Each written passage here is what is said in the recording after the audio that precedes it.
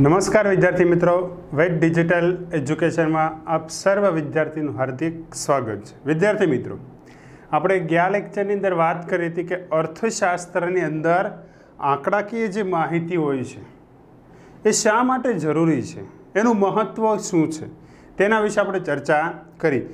હજુ સુધી તમે વિડીયો ન જોયો હોય તો આપણી ચેનલની પ્લેલિસ્ટમાં જઈને તમે જોઈ શકો છો, અને અમારી જો ચેનલ સબસ્ક્રાઈબ કરવાની બાકી હોય તો તમે સબસ્ક્રાઈબ કરો કે જેથી અમારા દ્વારા જે પણ વિડીયો લેક્ચર રજૂ કરવામાં આવે, જે પણ માહિતીઓ આપવામાં આવે તેની નોટિફિકેશન તમારા સુધી ત્વરિત ધોરણે પહોંચી જાય। તો મિત્રો, આપણે એવા જ એક સવાલ ઉપર આજે વાત કરવાની છે કે આંકડાકીય માહિતીને આલેખ કે આકૃતિ સ્વરૂપે રજૂ કરતી વખતે ધ્યાનમાં રાખવાની બાબતો। સવાલ કયો છે ફરીથી સાંભળજો। આંકડાકીય માહિતીને આલેખ કે આકૃતિ સ્વરૂપે રજૂ કરતી વખતે કોને રજૂ કરવાની? તો આંકડાકીય માહિતી। તો એ સમયે કઈ કઈ બાબતોનું ધ્યાન રાખવું? આવી જ રીતે તમારે ધોરણ 12ની અંદર ચેપ્ટર નંબર 1માં એવો સવાલ પૂછાય છે કે જ્યારે તમે આકૃતિ કે આલેખ દોરો છો ત્યારે કઈ કઈ બાબતો ધ્યાનમાં રાખવી, એના જેવો સવાલ છે। આ જે પોઈન્ટ છે તમારે 12મા ધોરણમાં ફરીથી આવવાના છે, પરંતુ 12મા ધોરણની અંદર તમારે ડિટેલની અંદર ભણવાનું છે। અહીંયા તમારે 2 થી 3 પોઈન્ટ જ ભણવાના આવે છે। તો આપણે જોઈએ કઈ કઈ બાબતોનું ધ્યાન રાખવું। સૌથી પહેલાં કહે છે કે આર્થિક બાબતો વિશે કે સિદ્ધાંતોના તારણ રૂપે પ્રાપ્ત થયેલી આંકડાકીય માહિતીને આકૃતિ આલેખ દ્વારા આકર્ષણ સ્વરૂપમાં રજૂ કરી શકાય છે। અહીંયા એવું કહે છે કે જે આંકડાકીય માહિતીઓ પ્રાપ્ત થાય છે એ આંકડાકીય માહિતીઓને આલેખ કે આકૃતિ દ્વારા, કોના દ્વારા? આલેખ કે આકૃતિ દ્વારા આકર્ષણ સ્વરૂપે રજૂ કરવામાં આવે છે। હવે જ્યારે પણ આપણે આકૃતિ કે આલેખ દોરવા બેસીએ તો એવી રીતે તમારે એની રજૂઆત કરવાની કે જે જોનાર વ્યક્તિ હોય એ એના તરફ આકર્ષાય, એને તરત સમજાય, એ રીતે આપણે એની રજૂઆત કરવાની છે। એટલે કીધું કે આંકડાકીય માહિતીને આલેખ કે આકૃતિ દ્વારા આકર્ષણ સ્વરૂપે રજૂ કરવામાં આવશે। આલેખ કે આકૃતિ માણસને સરળ રીતે સમજાવે છે। યાદ રાખજો કે કોઈ પણ જગ્યાએ આંકડાકીય કંઈ માહિતીનો ઉલ્લેખ થયો હોય તો વ્યક્તિને સરળતાથી સમજી જાય। એટલે કે વાત એવી કરી કે જ્યારે જ્યારે તમે આકૃતિ કે આલેખ દોરવા બેસો અને જો આંકડાકીય માહિતી આવતી હોય અને તમે એની જે રજૂઆત છે એ યોગ્ય રીતે કરેલી હશે તો જોનાર વ્યક્તિ સરળતાથી સમજી જાય છે। એટલે કીધું કે આકૃતિ કે આલેખ માણસને સરળ રીતે સમજાવે છે, પણ રજૂઆત કરતી, અહીંયા કીધું કે સરળતાથી સમજી તો જાય છે, પરંતુ રજૂઆત જ્યારે કરવામાં આવે છે તો એ રજૂઆત કરતી વખતે અમુક બાબતોનું ધ્યાન રાખવું ખૂબ જ જરૂરી છે। કારણ કે આકૃતિની તમે રજૂઆત કરો છો એ પણ યોગ્ય માધ્યમ દ્વારા રજૂઆત કરવામાં આવે છે, એનું પણ યોગ્ય પ્રકારે એક માળખું છે। આપણને જેમ મનમાં આવે એમ આપણે એની રજૂઆત કરી શકાય નહીં। એટલે કીધું કે જ્યારે પણ આંકડાકીય માહિતીને આકૃતિ કે આલેખમાં તમે રજૂઆત કરો છો તો એના માટે અમુક બાબતોનું તમારે ધ્યાન રાખવું ખૂબ જ જરૂરી છે।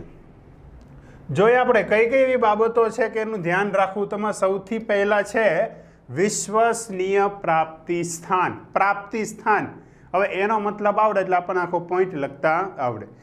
તો જે જગ્યાએથી આપણે માહિતી મેળવતા હોઈએ, જે સંસ્થાઓ પાસેથી, જે કંપનીઓ પાસેથી અથવા જ્યાંથી માહિતી આપણને પ્રાપ્ત થતી હોય એ સંસ્થા, એ કંપની, એ કેન્દ્ર વિશ્વસનીય હોવું જોઈએ। કેવું હોવું જોઈએ? વિશ્વસનીય હોવું જોઈએ અથવા સર્વમાન્ય હોવું જોઈએ। એટલે કીધું કે જેનું પ્રાપ્તિ સ્થાન છે એ વિશ્વસનીય પ્રાપ્તિ સ્થાન હોય તો એની યોગ્ય રીતે આપણે રજૂઆત કરી શકીએ।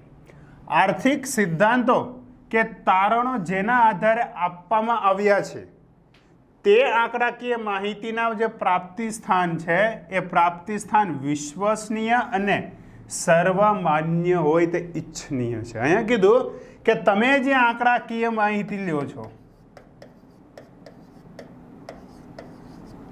એ આંકડાકીય માહિતી જ્યાંથી પણ પ્રાપ્ત કરો છો એ પ્રાપ્તિ સ્થાન એટલે કે જે જગ્યાએથી આપણને માહિતી પ્રાપ્ત થાય એને કહેવાય પ્રાપ્તિ સ્થાન, અને એ પ્રાપ્તિ સ્થાન વિશ્વસનીય અને સર્વમાન્ય હોવા જરૂરી છે. જે જગ્યાએથી આપણને માહિતી મળે તે કેવો હોવો જોઈએ? વિશ્વસનીય અને સર્વમાન્ય હોવા જોઈએ.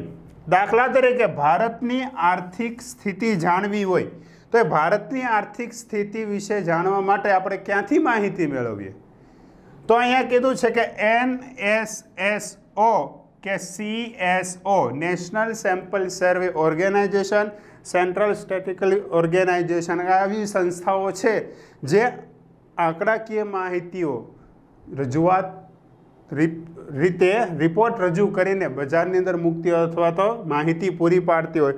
તો આવા સંસ્થાઓ પાસેથી, આવા કેન્દ્રો પાસેથી જે માહિતી પ્રાપ્ત થાય છે એ કેવી હોય છે? તો કહે છે કે સર્વમાન્ય અને વિશ્વસનીય માહિતી ગણવામાં આવતી. આ બધી માહિતીઓને આધારે અલગ અલગ રિપોર્ટ તૈયાર કરવામાં આવતા હોય છે. વિશ્વ બેંકના રિપોર્ટના આંકડાઓ વધારે આધારભૂત પણ ગણવામાં આવે છે. કે આપણે જોતા હોય કે દરેક બેંકો જે દેશમાં આવેલી છે એની સર્વોપરી બેંક આપણે જો કોઈ માનતો હોય છે RBI. તો RBI દ્વારા જે આંકડાકીય માહિતી રજૂ કરવામાં આવતી હોય, RBI દ્વારા જે રિપોર્ટ રજૂ કરવામાં આવતા હોય એ આધારભૂત ગણાય, એ વિશ્વસનીય માહિતી ગણવામાં, એ સર્વમાન્ય ગણવામાં આવે છે. તો એના જે પ્રાપ્તિ સ્થાન છે એ કેવું હોવું જોઈએ? વિશ્વસનીય અને સર્વમાન્ય હોવું જોઈએ. તો જ આપણે એને યોગ્ય રીતે રજૂઆત કરી શકીએ. બાકી આપણને જે માહિતી મળે એમાં જ આપણને વિશ્વાસ ન હોય, આપણે શ્યોર ન હોય કે આ માહિતી સાચી જ છે, તો આપણે એની યોગ્ય રીતે રજૂઆત કરી શકતા નથી. આગળ વાત કરીએ બીજું, સ્વતંત્ર ચલ અને પરતંત્ર ચલ. યાદ રાખજો, ધોરણ 12 ની અંદર પણ તમારા આ સવાલ પૂછાય છે ઓપ્શનની અંદર, અને વિભાગ B ની અંદર સ્વતંત્ર ચલ અને પરતંત્ર ચલ. તો તમને ક્વેશ્ચન એવો થાય કે આવું તો અત્યાર સુધી એવું નથી, સ્વતંત્ર ચલ કોને કહેવાય, પરતંત્ર, પરંતુ તમે જે x ધરી અને y ધરી વિશે જાણો છો એ જ આપણા સ્વતંત્ર અને પરતંત્ર ચલ છે. બે કે તેથી વધુ ચલ વચ્ચેના સંબંધ આલેખ કે આકૃતિમાં રજૂ થાય ત્યારે. સાંભળજો, અહીંયા સંબંધની વાત કરી. કોના સંબંધની વાત કરી છે? તો કહે છે કે ચલ વચ્ચેના. કેટલા ચલો? બે કે બે કરતાં વધારે ચલ વચ્ચેના સંબંધ આલેખ કે આકૃતિમાં રજૂ થાય ત્યારે સ્વતંત્ર ચલને આડી ધરી પર અને પરતંત્ર ચલને ઊભી ધરી પર દર્શાવવામાં આવે છે. ક્યારે? જ્યારે ચલો વચ્ચેના સંબંધની વાત હોય. કેવા સંબંધની વાત હોય? કેટલા ચલ વચ્ચેના? તો કે બે કે બે કરતાં વધારે ચલ વચ્ચેના સંબંધની વાત હોય ત્યારે સ્વતંત્ર ચલને આડી ધરી પર. હવે આડી ધરી આપણે ખ્યાલ છે, કઈ ધરી કહેવાય?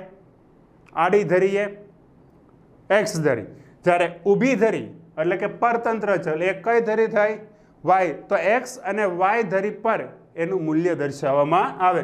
તમે આકૃતિની અંદર પણ સરળતાથી જોઈ શકો છો કે અહીંયા x ધરી, અહીંયા y ધરી છે. તો અહીંયા કીધું કે આડી ધરી. આડી ધરી એટલે કઈ થઈ? સ્વતંત્ર થઈ. અને આ જે ઊભી ધરી છે પરતંત્ર. તો આવી રીતે સ્વતંત્ર અને પરતંત્ર ચલ પર મૂલ્ય દર્શાવવામાં આવતું હોય છે. દાખલા તરીકે વાત કરીએ આપણે, સમય, સ્થળ, ક્ષેત્ર, વરસાદ વગેરે આડી ધરી x ધરી પર દર્શાવવામાં આવે છે. કીધું કે તમે કોઈ વરસાદની માહિતી આપવા માંગતા હો, કોઈ સ્થળ વિશે માહિતી આપવા હોય, સમય વિશે માહિતી હોય, તો આ દરેક માહિતી છે એ આડી ધરી. આડી ધરી એટલે કે x ધરી પર, x ધરી એટલે કે સ્વતંત્ર ચલ ઉપર દર્શાવવામાં આવે છે. વસ્તી, આવક, ઉત્પાદન, ગરીબી વગેરે ઊભી ધરી પર. ઊભી ધરી એટલે કે y ધરી. y ધરી એટલે કે આપણો પરતંત્ર ચલ. તો આના પર દર્શાવવા એટલે ટૂંકમાં કેવું કે જો આંકડાકીય માહિતી હોય, કેવી આંકડાકીય માહિતી? આવક, ઉત્પાદન, ગરીબી, વસ્તી. તો એ દરેકે દરેક વસ્તુ ઊભી ધરી એટલે કે y ધરી અને y ધરી એટલે કે પરતંત્ર ચલ પર દર્શાવવામાં આવે. અપવાદ તરીકે માંગના નિયમ અને પુરવઠાના નિયમોમાં કિંમત y ધરી પર દર્શાવવામાં આવશે. શું કીધું અહીંયા? કે તમે જે માંગનો નિયમ ભણશો, પુરવઠાનો નિયમ ભણશો, ત્યારે જે આકૃતિઓ આવશે એમાં જે માહિતીઓ છે એટલે કે કિંમત છે શેના પર દર્શાવવામાં આવે છે? વાય ધરી ઉપર. તો ત્યારે આપણને ક્વેશ્ચન ન થાય એટલે એની માહિતી અત્યારે જ મેળવવાની કે એ અપવાદરૂપ છે કે આ બે સંજોગોની અંદર માંગના નિયમ અને પુરવઠાના નિયમની અંદર જે કિંમત દર્શાવવામાં આવશે એ ઊભી ધરી એટલે કે વાય પરતંત્ર ચલ પર દર્શાવવામાં આવે છે. આગળ વાત કરીએ સ્કેલ માપની પસંદગી. આ સૌથી વધુ જરૂરી છે કે જ્યારે તમે આકૃતિ કે આલેખ દોરો સ્કેલ માપ યોગ્ય હોવું જોઈએ. સ્કેલ માપ યોગ્ય ન હોય તો તમારી જે આકૃતિ કે આલેખ છે એ યોગ્ય બનતો નથી. તો સ્કેલ માપની પસંદગી. આંકડાઓને આકૃતિના રૂપમાં ગોઠવવા માટે યોગ્ય સ્કેલ માપ મેળવવા પડે. શું કીધું કે તમે આકૃતિ દોરો કે આલેખ દોરો છો, એની રજૂઆત કરવા માગો છો તો એના માટે તમારી પાસે યોગ્ય સ્કેલ માપ હોવું ખૂબ જ જરૂરી છે.